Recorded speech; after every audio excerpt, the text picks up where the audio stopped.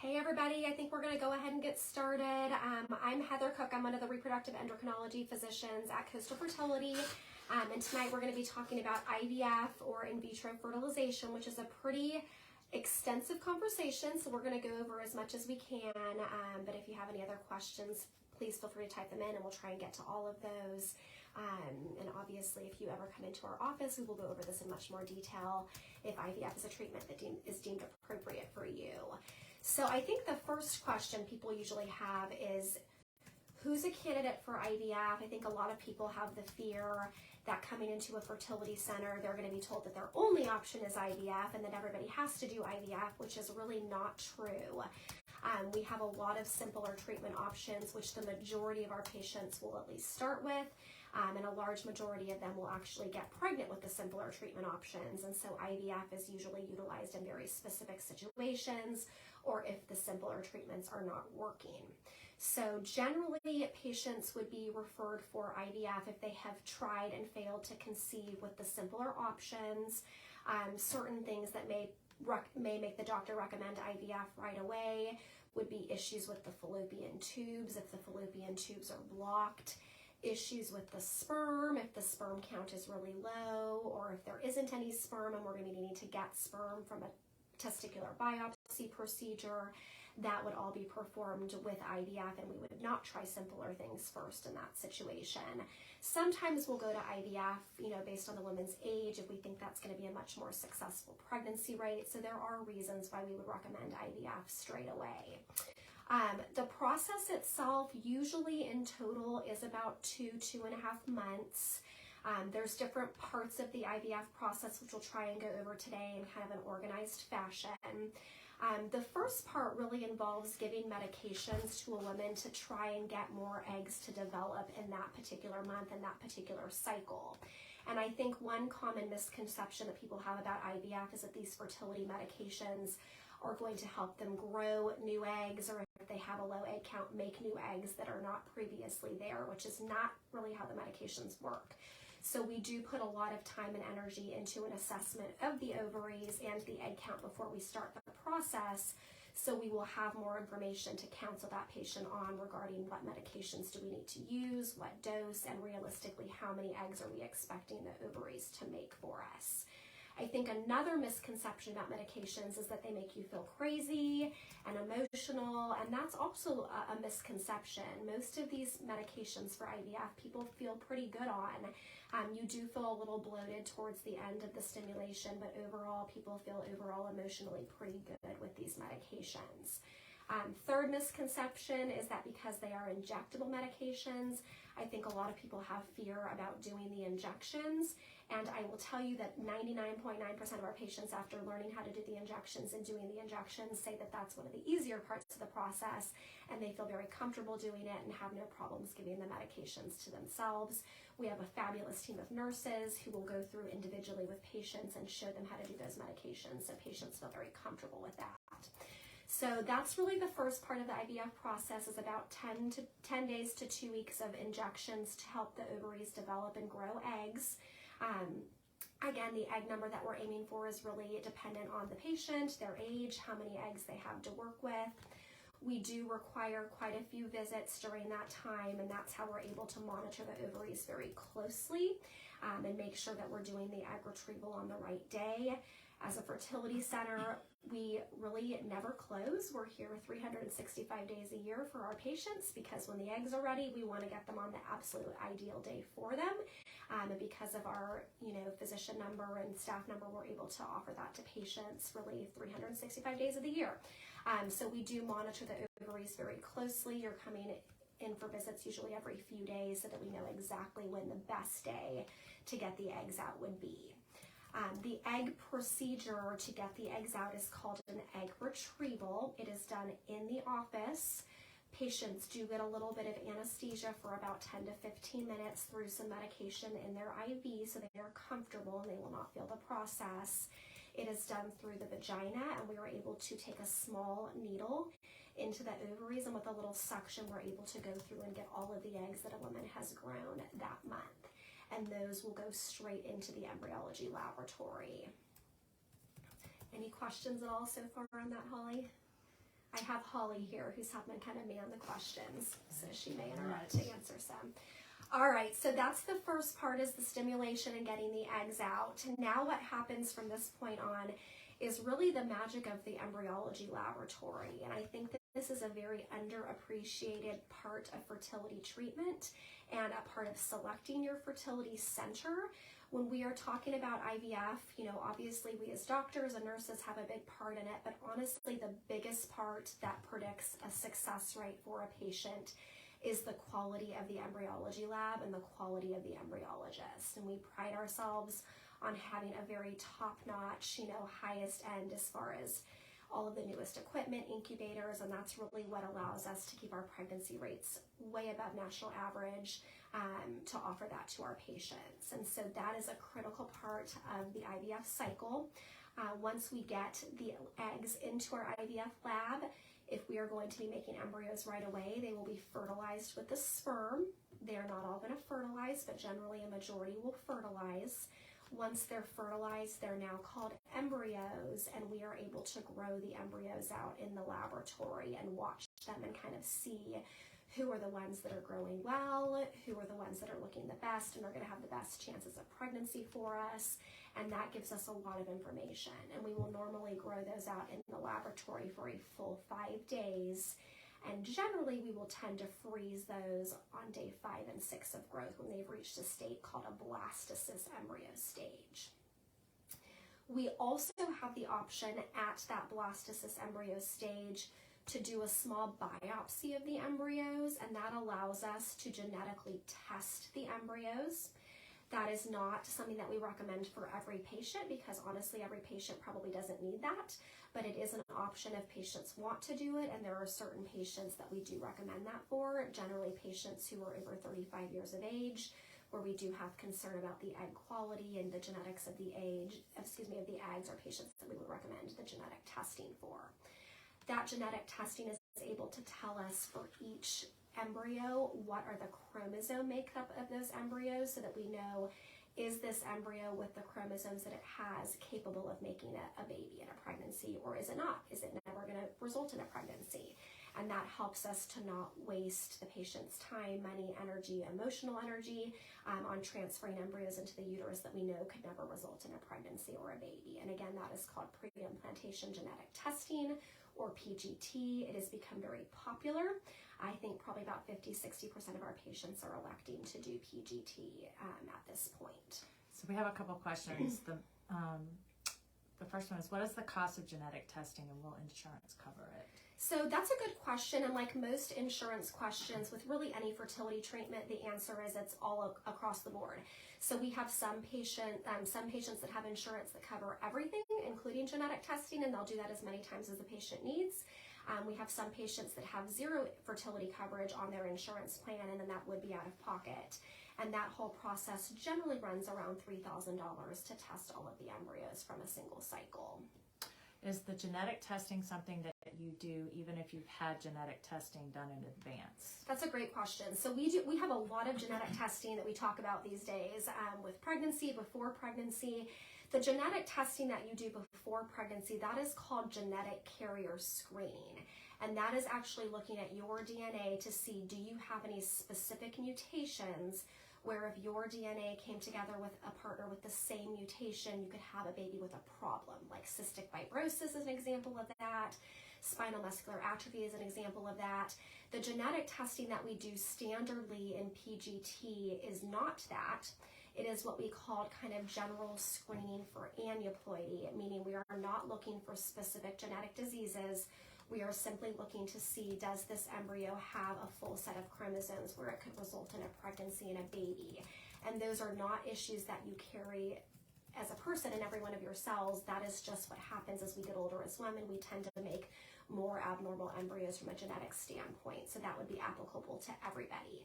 Now, if you have tested positive for a disease on your genetic carrier screening, let's just say you and your husband are both carriers for cystic fibrosis, and you do not want to risk having a baby that has that disease, we can add a separate test onto the testing of the embryos where it would do the standard testing for the chromosomes, but it would also test specifically for your genetic mutation as well. And that's a little different component of PGT that would be specific to that couple and that couple's mutation. Okay, one more question about genetic testing. Should you do genetic testing if you've had an embryonic pregnancy? Can IVF bypass that issue? Yeah, so that's a good question. And again, that one is very patient specific. And so when we're having patients that are having, empty gestational sacs, early miscarriages, biochemical pregnancies, anything kind of in that realm, a lot of times it is due to genetic abnormalities of the embryo, but not always. And so if it is due to genetic issues with that pregnancy, yes, the pre-implantation genetic testing would be able to pick up those things before getting pregnant. If the losses are due to things that are not genetic, then it would not affect that. Okay, how do we know what labs score as far as quality and rating? So when we are not doing genetic testing of embryos, this is really kind of developed before we had the capability to test embryos, we would have a scoring system for embryos, which we still use today. That's called the Gardner scoring system, and it's kind of a universal scoring system. And what it is the embryology team just looking under the microscope at the embryo. I always tell patients it's kind of like a beauty contest to kind of give their subjective opinion about how this embryo looks. And it's a standard system with how many cells does it have, how expanded is there granularity.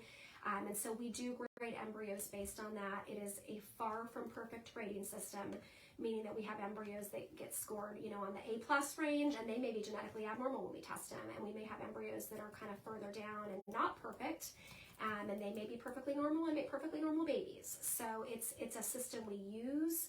Genetic testing usually trumps that, but it is a way to kind of separate the embryos. Okay. Hi, Kirsten. I'm seeing all my patients log on there. It's so fun to see everybody. All right, well, let me go on after the genetic testing. I think one of the other big points, because every time we have patients coming in, a lot of patients have friends and family that have done IVF in other states, other centers, and so, they always say, well, what about this? My friend did a fresh transfer, my friend did a frozen transfer, my friend did this. You have to remember that there's a lot of different ways to do IVF, and it really depends on you and your situation, meaning how old are you, what's your infertility diagnosis, how many eggs are we working with, or what are we aiming for. We are not a center where we give the same protocol to every patient and say, this is your medication protocol, here's what you have to do. You have to do PGT, we only do day 5 transfers. We don't do that. And so when we give your recommendations on what we want to do for your IVF cycle, that is very tailored to you, which a majority of time is going to be a frozen transfer. We do offer fresh transfers to patients that we think would be better served by that, but that is definitely the minority.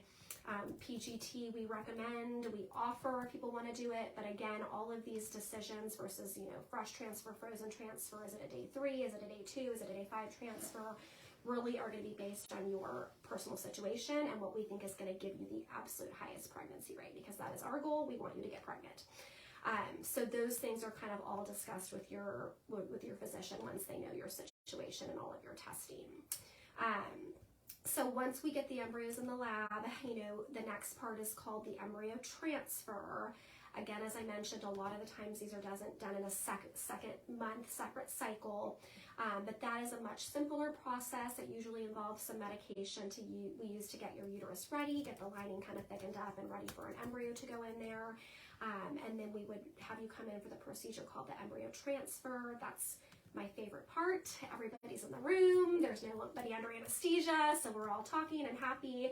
And we'll take a little catheter and put that into your uterus. You get to see it going in on the ultrasound. We give you pictures of your embryo that day. It's really fun. And then pregnancy test is usually about 10 days later. So that's how the embryo transfer works. One of the most common questions we get is, can we put in 2 embryos? We really want twins. And my answer to patients really is we do try and follow the national guidelines very strictly. There are national guidelines that are there for patient outcomes and patient safety, and as good as our embryology lab have gotten across the country, and especially at Coastal where our pregnancy rates are just phenomenally high, we generally recommend single embryo transfers unless there's a reason to put in 2, meaning that we're going to be having someone who's older and we're expecting a lower pregnancy rate with each embryo. They have not been genetically tested. So there are reasons where we will do 2 embryos sometimes, but the vast majority are usually single embryo transfers. So we did have a question about, can a patient request twins if she has enough eggs to do so? So that kind of boils down to what I was talking about. Our goal as reproductive endocrinologists is to get you pregnant. That is our goal. We want you to get pregnant and leave with a baby. Our other goal is to keep you safe and to keep your baby safe and to give you a healthy pregnancy, a healthy baby without any complications, hospitalizations. That is our goal. We do get twins sometimes from fertility treatment. A lot of times that's from IUI, and clearly if we're putting in 2 embryos, that does happen. That is not our goal. We know that twin pregnancies have a lot higher risk of complications, preterm delivery, hospitalizations, long-term problems for the babies. And so again, generally we will put in 1. If you meet criteria by the national guidelines where we would warrant a 2 embryo transfer, we would do it, but we will not do a 2 embryo transfer generally just because a patient wants twins.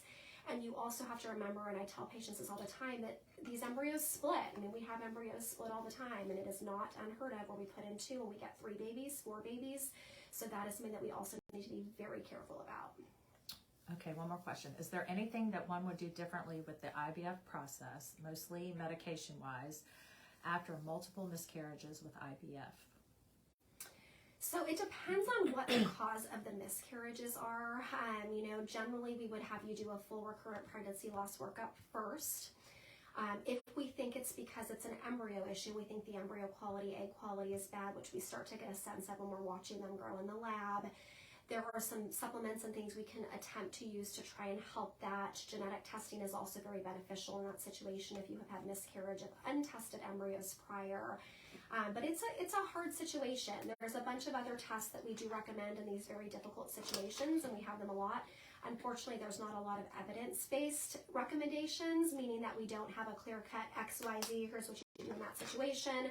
But there's a lot of things that are out there in the literature with very minimal data, and we kind of talk to our patients about these things and are very honest with them, but there's not a lot of evidence behind these. What do we want to try? Do we want to try XYZ? And the bottom line is usually we can get the pregnancy at the end of the day, even in our patients that have had lots of miscarriages or lots of failed transfers. Sometimes it's if we do things and fix it. A lot of times we don't fix anything and we eventually get it, and a lot of it is just persistence. One more question. How should a woman prepare her body before IVF? That's a good question. So I know that patients going through fertility struggles are on the internet all the time, just trying to get answers. What can they do to prepare themselves, get their best outcome? And the answer is there's not a lot of magical things that you can do to make your outcomes optimal. It's really common sense things, trying to get yourself in a healthy physical state, minimizing alcohol, caffeine, normal healthy weight, exercise, trying to get yourself in a good mental place. Does that mean that you're exercising and that gives you good, emotional stability? Counseling helps a lot of our patients, acupuncture. So really just focusing on getting yourself healthy. But there is not a lot of magical supplements or things we tell patients to take before starting. Becky's here. Hi, Becky. Hi, Becky. Do you recommend any specific supplements prior to fertility treatments? Yeah, generally no. As I kind of mentioned, there was gobs and gobs of data and information about supplements to take, but there's really nothing we know of that we would say to everybody, take this before IVF, it's going to help your situation. For specific patients, if we have specific issues, there may be certain things we recommend to that patient individually, but nothing across the board. And is it okay if I keep going? Oh, yeah. Okay, are there BMI guidelines for IVF in your office? There are, and so most centers do have BMI guidelines, and again, this is really about the safety of you as our patient. And so when we are doing your egg retrieval, we are putting you under anesthesia in an office setting, not in a hospital.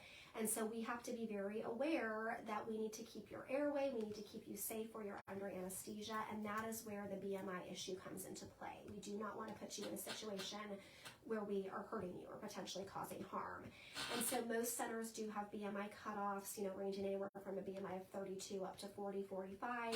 At Coastal, we use a BMI of 40, which we think is very reasonable, where we can get most of our patients to egg retrieval, but we can do it safely, where everybody, including our nurse anesthetist team, feels very comfortable with that. Okay. That's it for now. Okay, so I think we covered most of the IVF process. Cost is another big one that I know gives people a lot of anxiety. Clearly, it's an expensive process, so that's very understandable. Every patient's coverage is going to be a little different, but what I will say, today is we are seeing more and more and more insurances start to offer coverage for their patients. And we at Coastal accept all insurances. We're a preferred provider for almost all insurances, meaning that we have really good pregnancy rates, that providers want to cover IVF for their patients here, for their their subscribers here, because they know it's going to be a really high pregnancy rate and a use of their money. And so I would encourage you to come into Coastal, get your insurance information checked, and I think a lot of our patients are surprised that they actually do have fertility coverage, or at least some fertility coverage for treatment, and we're able to utilize that because we do accept all the different insurance companies. Anything else on that, Holly? We do those financing plans. Yeah, and it's on our website somewhere. That's another good point. If you are one of the patients that does not have any insurance coverage, we do have different packages and plans and options that make it affordable for patients with no insurance coverage. There's things we call shared risk programs, where you can go through a set number of cycles, and if you do not get pregnant, you get a refund of your money. There's programs where if going into it, you're going to need probably more than one cycle, we can sign up for that at a discounted rate up front. So if you do not have insurance, which again is becoming more rare, there are options for patients like that to make it doable as well. We really feel like we can offer patients a lot of different financing options to make it feasible for everybody. And then the other thing, if we don't have any more questions on financial, is, I was talking to one of my nurses, Becky, who's on today, about what patients really have concerns and, stress about. And one of the things she brought up was embryo disposition. If you go through IVF and we do great, which we're hoping everybody does great, and we have our family and our babies and we still have embryos in the freezer, what do we do with those? That's a big stressor for a lot of couples. We do have a lot of options for that. That's something you can, obviously read about, think about, but there's a lot of options. And so, we can donate them to research, patients can discard them, we can donate them to embryo adoption agencies where they can be utilized by other couples having infertility to adopt embryos. And sometimes we do what's called a therapeutic transfer, where we can kind of put that into the uterus, where maybe it's not an ideal time, but that would still be in the patient's body in the uterus. So we do think about those things in advance. We even think about those things in advance before even starting the IVF cycle, quite frankly. So we have patients concerned about having too many embryos, and we know that they're going to get a lot of eggs. We may not fertilize all those eggs. We may fertilize some of them, and we may freeze the rest as eggs, so they're there if we need them later on, but they're not embryos at that point. So we are very aware and very open to many, many options, depending on what the patients want, what their concerns are, even before starting the IVF process. I do have one question. Will I be considered a higher risk patient due to 2 ectopic pregnancies and both fallopian tubes gone? That's a great question, and the answer is no. So when we're doing IVF without any fallopian tubes, that's fine, because we're putting the embryos directly back into your uterus. There's not really any fallopian tubes for them to go into, so we feel very comfortable that that's going to be no higher risk and just as successful as anybody that had normal functioning fallopian tubes. Are there any concerns with IVF being affected by new state and national laws? Oh, Becky's loaded with questions. So I'm sure every fertility center, especially in South Carolina, have gotten these questions within the last year or so. The answer is no, we don't think so. We are being very, very diligent, as far as being on top of this, speaking with our national representatives, as well as our South Carolina state representatives, Senate, House, all of that. I think because this has gotten so much press lately, it's people becoming more aware, but I think what people don't realize is that this is an issue we've dealt with for probably, 10 plus years. I feel like it comes up every few years, and we're always diligent and, at the state capitol, testifying and talking about our fertility patients and how this would affect them. So we do not think so. We are not concerned. We are very vigilant about informing our patients. So if you are our patients, you've probably gotten emails from us when all this stuff is happening, letting you know what's happening, where it stands. A few times we've asked you to reach out to your representatives to kind of voice your opinion and your experiences, which our patients have been wonderful at. So we will keep doing that to all of our patients. We will keep you updated on all of that. No more questions. Okay. Well, I think that's a pretty thorough overview of IVF. Again, every IVF cycle is different for every patient. We feel very strongly about that every patient is served by a different type of IVF protocol. And so that would be something that you would talk about with your doctor to really personalize that for you and optimize your success rates. And any of us are happy to go over that with you in the office at any point. All right. Thanks, everybody. That's it.